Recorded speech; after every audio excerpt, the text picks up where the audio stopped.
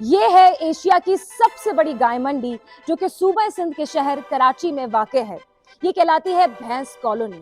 यहाँ पर तकरीबन 5,000 के करीब फार्म्स हैं, जिनमें से हजारों गायें ऐसी हैं जो कि लंपी स्किन डिजीज का शिकार हो चुकी हैं।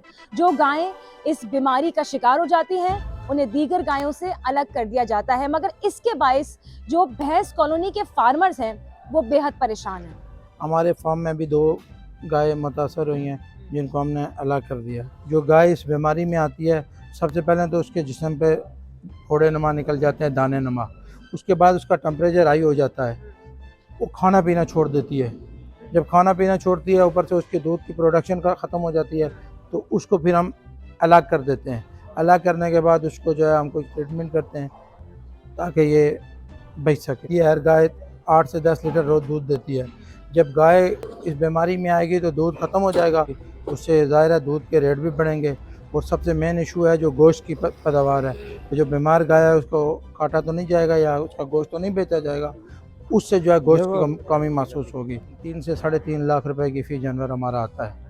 जी, अगर ये 2 गाय हमारी बीमार हो जाती हैं तो सीधा 7 लाख रुपए का हमारा लॉस हो गया, नुकसान हो गया।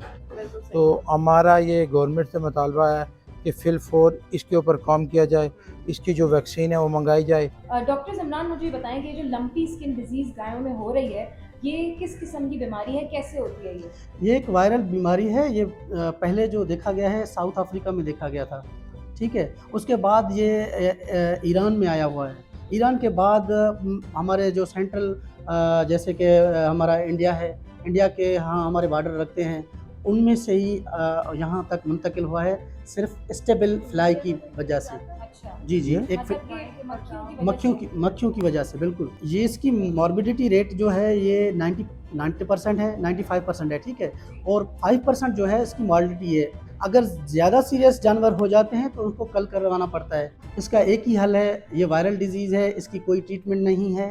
ये इसकी सिर्फ़ और सिर्फ़ हिफाज़ती टीका है, ये वैक्सीन।